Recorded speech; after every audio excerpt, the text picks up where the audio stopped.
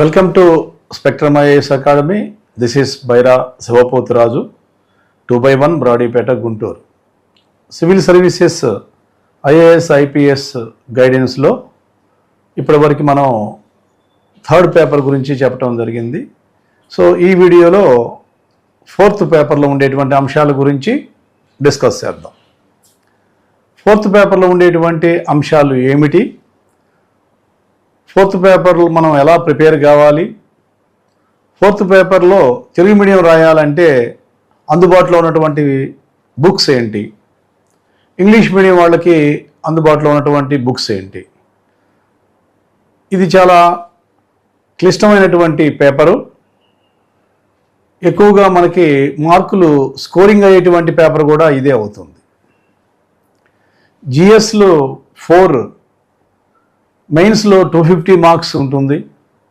అదేవిధంగా మనకి ప్రిలిమ్స్లో వచ్చేసి 25 మార్క్స్ దాకా మనకి ఇది ఉంటుంది. సో కాబట్టి అంటే 25 క్వశ్చన్స్ ఇవ్వటం జరుగుతుంది. సైన్స్ అండ్ టెక్నాలజీ కానీ, ఎకానమీ కానీ, ఇవన్నీ కూడా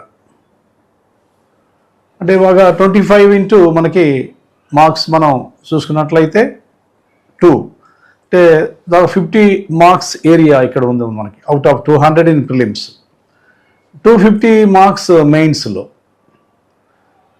సివిల్ సర్వీసెస్ ప్రిపరేషన్ విధానం పేపర్ 1 కానీ, పేపర్ 2 కానీ, paper 3, paper 4, paper 5 mains papers అన్నీ కూడా మెయిన్స్ కమ్ ప్రిలిమ్స్గా ప్రిపేర్ కావాలి. మెయిన్స్ కమ్ ప్రిలిమ్స్గా మనం ఎప్పుడైతే ప్రిపేర్ అవుతామో అప్పుడు మనకి రెండింటి మీద గ్రిప్ రావటం జరుగుతుంది. ఇటు ప్రిలిమ్స్ అయిపోయిన తర్వాత మెయిన్స్కి తక్కువ గ్యాప్ ఉన్నప్పటికీ కూడా మనం కాన్ఫిడెంట్గా రైటింగ్ ప్రాక్టీస్ చేసుకొని ఎగ్జామినేషన్కి వెళ్ళడానికి అవకాశం ఉంటుంది. ఈ పేపర్ 4లో ఉండేటువంటి అంశాలు సిలబస్ చూసినట్లయితే ఎకనామిక్ డెవలప్మెంట్ అని ఇచ్చారు. That means economic development of India. అదేవిధంగా environment, social security, science and technology, ఇవి అంశాలుగా మనకి ఉన్నాయి. ఇక చివరిగా డిజాస్టర్ మేనేజ్మెంట్ కూడా ఉంది. Basic syllabus economic development of India, environment, security issues, science and technology. Science and technology అంటే దాంట్లో చాలా అంశాలు వస్తాయి, అవన్నీ డిస్కస్ చేద్దాం. డిజాస్టర్ మేనేజ్మెంట్ ఈ వీడియోలో ఎకనామిక్ డెవలప్మెంట్ ఆఫ్ ఇండియా మరియు ఎన్విరాన్మెంట్కి మనం ఎలా ప్రిపేర్ కావాలి, ప్రాథమికంగా ఉన్నటువంటి బుక్స్ ఏంటి. మీకు ప్రారంభంలోనే చెప్పాను నేను, either Telugu medium students or English medium students తప్పనిసరిగా ఎన్సీఆర్టీస్ని ఫాలో అవ్వాల్సిందే.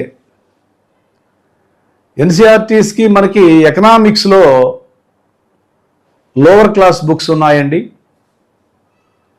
తర్వాత +1లో మనకి ఎకనామిక్ డెవలప్మెంట్ ఆఫ్ ఇండియా అనేటువంటి బుక్ ఉంది.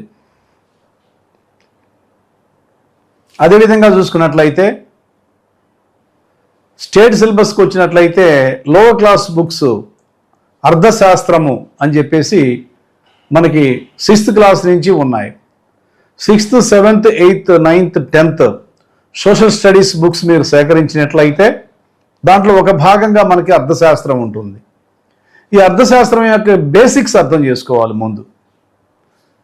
అర్థశాస్త్రం ఎక్కడ ప్రారంభమవుతుంది అంటే మానవుడు కేంద్ర బిందువుగా, మానవుడు తన యొక్క అవసరాలు తీర్చుకోవటం కోసం చేసేటువంటి వస్తు వినియోగం నుంచి మనకి అర్థశాస్త్రం ప్రారంభమవుతుంది. దానికి ప్రధాన కారణం కోరికలు. అంటే బేసిక్స్ అయినటువంటి human wants, needs, goods, services, demand, supply, price determination, ఏకస్వామ్యము, సంపూర్ణ మార్కెట్లు, అసంపూర్ణ మార్కెట్లు, పేదరికం అంటే ఏంటి, నిరుద్యోగం అంటే ఏంటి, ఇలాంటి అంశాల మీద మనం బేసిక్స్ ఏర్పాటు చేసుకోవాలంటే తప్పనిసరిగా మనకి లోవర్ క్లాస్ బుక్స్ మనకి ఉపయోగకరిస్తాయి.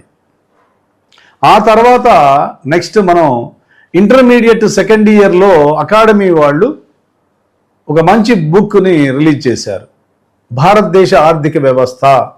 అంటే ఇప్పటివరకు మనం ఆ ప్రిన్సిపల్స్ నేర్చుకున్నాం, ప్రిన్సిపల్స్ నేర్చుకోవాల్సిందే తప్పనిసరిగా. అంటే డైనమిక్ ఎకానమీ మనకు అర్థం కావాలంటే మనకి అంతకుముందు ఉన్నటువంటి ఆర్థిక సూత్రాలు ఏంటి అంటే ఆడమ్ స్మిత్ కానీ, మాల్థస్ కానీ, తర్వాత మనకి మార్షల్ కానీ, వీళ్ళందరూ కూడా రూపొందించినటువంటి అనేక సూత్రాలు ఉన్నాయి. ఈ సూత్రాలను మనం నేర్చుకోవాల్సింది బేసిక్స్. వీటితో పాటు ఈ డైనమిక్ ఎకానమీ అంటే భారతదేశ ఆర్థిక వ్యవస్థ అంటే స్వాతంత్రానికి పూర్వం ఎలా ఉండేది, స్వాతంత్రం తర్వాత ఎలా ఉండేది, ప్రణాళిక అభివృద్ధి కావచ్చు, పేదరికం నిర్మూలన కావచ్చు, నిరుద్యోగం నిర్మూలన కావచ్చు, బ్యాంకింగ్ కావచ్చు. సో ఇలాంటి టాపిక్స్ అన్నీ కూడా మనకు చాలా విస్తృతంగా మనకి ఎకనామిక్స్లో ఉన్నాయి. కాబట్టి ఇంటర్మీడియట్ సెకండ్ ఇయర్ బుక్లో ఇవన్నీ కూడా మనకి బ్రీఫ్గా చదివితే బాగా చక్కగా అర్థం అవుతాయి, బాగా వాళ్ళు డీటెయిల్గా రాశారు. ఈ దశ అయిపోయిన తర్వాత బిఏ లెవెల్కి వచ్చినట్లయితే బిఏ ఫస్ట్ ఇయర్లో మళ్ళీ అర్థశాస్త్రము ప్రిన్సిపల్స్ ఉన్నాయి. బిఏ సెకండ్ ఇయర్లో భారతదేశ ఆర్థిక వ్యవస్థ యొక్క డైనమిక్ స్టెప్స్ ఇచ్చారు. మళ్ళీ ఈ బుక్ను చదవాలి. తదుపరి అకాడమీ వాళ్ళు భారతదేశ ఆర్థిక వ్యవస్థ అని చెప్పి ఒక పెద్ద వాల్యూమ్ వేశారండి. ఆ భారతదేశ ఆర్థిక వ్యవస్థను మనం ఒక్కొక్క చాప్టర్ తీసుకొని దాదాపుగా 35 నుంచి 40 చాప్టర్ల దాకా ఉన్నాయి. చాలా డీటెయిల్గా చక్కగా రాశారు. అంటే ఇంగ్లీష్ మీడియం బుక్స్ కంటే కూడా తెలుగు మీడియం బుక్స్లోని ఇన్ఫర్మేషన్ చాలా ఎక్కువగా ఉంది. ఆ బుక్ చదవాలి. ఆ బుక్ చదువుతూ డైలీ మనకు వచ్చేటువంటి న్యూస్ పేపర్స్లో ఉన్నటువంటి ఈనాడు, హిందూ ఆర్టికల్స్, భారతదేశ ఆర్థిక యొక్క స్థితిగతులు, ఈనాడులో ఉన్నటువంటి, హిందూలో ఉన్నటువంటి బిజినెస్ కాలంలో వచ్చేటువంటి అంశాలు ఈ సబ్జెక్ట్కి అన్వయించుకోవాలి. ప్రపంచ ఆర్థిక వ్యవస్థలో భారతదేశ ఆర్థిక వ్యవస్థ ఉదాహరణకి ఇవాళ పేపర్ మనం చూసినట్లయితే భారతదేశ ఆర్థిక వ్యవస్థ చాలా పురోగతి చెందుతుంది, అద్భుతంగా ముందుకు పోతుందని చెప్పేసి నరేంద్ర మోడీ అంటే మనకి ఎగనెస్ట్గా ట్రంప్, అమెరికా అధ్యక్షుడు Trump Indian economy death economy అంటున్నాడు ఆయన. అది వాస్తవంగా డెత్ ఎకానమీ ఎలా అవుతుంది చెప్పండి? ఏ దేశంలో అయితే ఎక్కువ జనాభా ఉంటారో, ఏ దేశంలో అయితే ఎక్కువ మానవ వనరులు ఉంటాయో ఆ దేశంలో మానవుడు కేంద్ర బిందువుగా ఉత్పత్తి, పంపిణీ, వినియోగము, గూడ్స్, సర్వీసులు, మార్కెట్ వ్యవస్థలు ఏర్పడతాయి. ఇది సహజంగా తెలిసినటువంటిదే. How it becomes death economy? అవి అలాంటి మాటలు మనం తీసుకోకూడదండి. విమర్శనాత్మకమైనటువంటివి.